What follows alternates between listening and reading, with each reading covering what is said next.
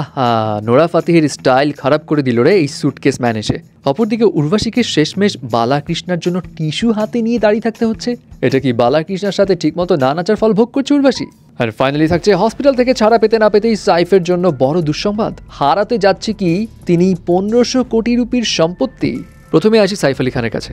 Saif Ali Khan finally গতকাল hospital থেকে ছাড়া পায় এবং তাকে দেখে অনেকে এক্সাইটেড হলেও কেউ কেউ তার স্টাইলিশ এন্ট্রি দেখে অবাক যে ভাই সে হসপিটাল থেকে আসলো নাকি সেলুন থেকে আসলো, এত ফ্রেশ কেমনে।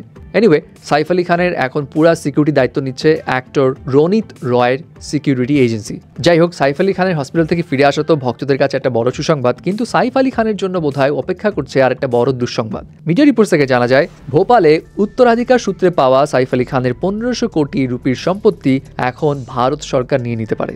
বিষয়টা ভেঙে বলি, ভারত সরকারে এনিমি প্রপার্টি অ্যাক্ট নামক একটা আইন রয়েছে, যে আইনের রুলস হচ্ছে 1947 সালে দেশভাগের পর যে সমস্ত ভারতীয় নাগরিকরা পাকিস্তানে চলে গেছে তাদের রেখে যাওয়া সম্পত্তি ভারত সরকার চাইলে নিজের অধীনে নিয়ে নিতে পারে। এবং ভোপালে যেই সম্পত্তি রয়েছে সেটা এখন ভারত সরকার এনিমি প্রপার্টি অ্যাক্টের আওতায় নিতে চাচ্ছে। কেন?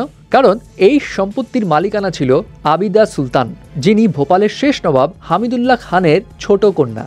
এখন আবিদা সুলতানের সঙ্গে সাইফ আলী খানের কানেকশন কি? অ্যাকচুয়ালি আবিদা সুলতানা সাইফ আলী খানের দাদি, তার ছোট বোন হয় এবং আবিদা সুলতানা 1950 সালে দেশভাগের পরপরই পাকিস্তানে চলে যায় তার সমস্ত সম্পত্তি রেখে। সো এই কারণেই ভারত সরকার এখন এটা নিজের অধীনে নিতে চাইছে। যদিও সাইফ আলী খান এটার বিরুদ্ধে আদালতে গিয়েছিল এবং জানিয়েছিল তারা তো এখন ভারতে আছে, সো সিস্টেমেটিক্যালি তো তারা এখন সম্পত্তির মালিক, সো ভারত সরকার নিতে পারে না। বাট আদালত সাইফ আলী খানের এই আবেদনটা খারিজ করে দেয় এবং তাদের কথা হচ্ছে যেহেতু তার পূর্বপুরুষরাই চলে গেছে, সো ভারত সরকার চাইলে এখন এটা নিয়ে নিতেও পারে।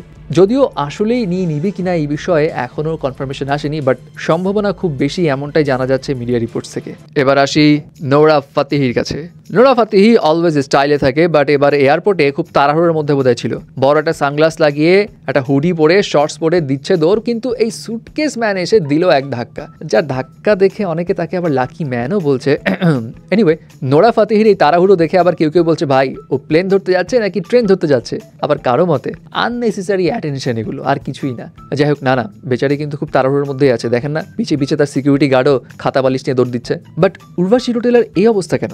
সম্প্রতি একটা ভিডিও দেখে অনেকেই শক, যেখানে দেখা যায় স্টেজে উর্বাশী রোটেলা, যে কিনা মিস ইউনিভার্স ইন্ডিয়া ছিল, তার মতো একজন মানুষ বালাকৃষ্ণার জন্য টিস্যু বয়ে নিয়ে যাচ্ছে।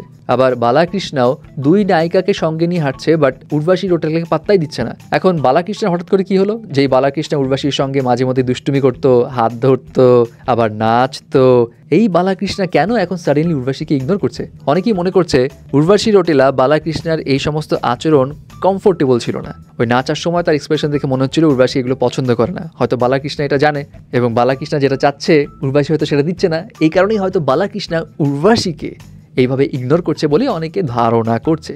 অ্যাট দ্য সেম টাইম কেউ কেউ মনে করছে না, বালাকৃষ্ণ লোকটা ভালো আছে, দোষটা আসলে উর্বাশী রোটেলার। মিস ইউনিভার্স ইন্ডিয়া হয়ে যদি সেরকম অ্যাটিটিউড না রাখে তাহলে তো সমস্যাই।